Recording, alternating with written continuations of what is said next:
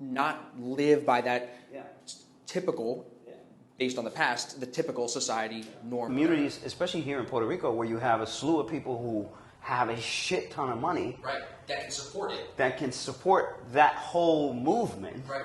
So regardless if you want to live with nothing, that whole movement is probably going to be supported by some capitalist motherfucker who made $50 million or $100 million, who was like, all right, fuck all this, I'm going to just give this money away. And he gives it away to that particular cause, and now you're living that as a result of some capitalist shit. Right.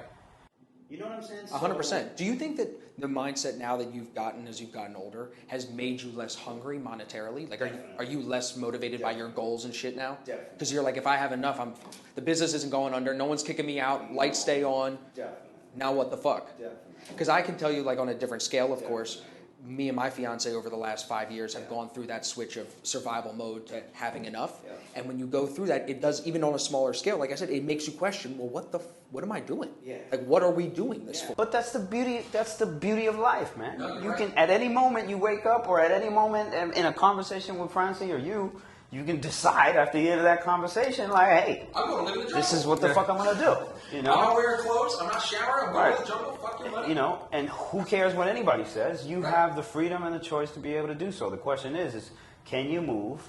And you know. So what's your goal with the community in the jungle? Are you going to be that rich guy, that $50 million guy that can fund the community to keep it going? I don't know. You know, there's so many ways to get a project funded these days.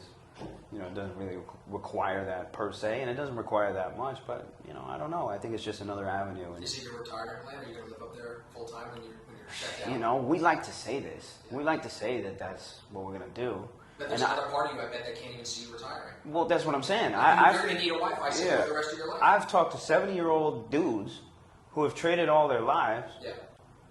And they got more money than they know what to fucking do with. And they go, you know, take a break and go play golf for 5 years all over the world. It's amazing. It sounds like something you and I would say at this moment in time. If we didn't have all this and we weren't trading, what would you be doing?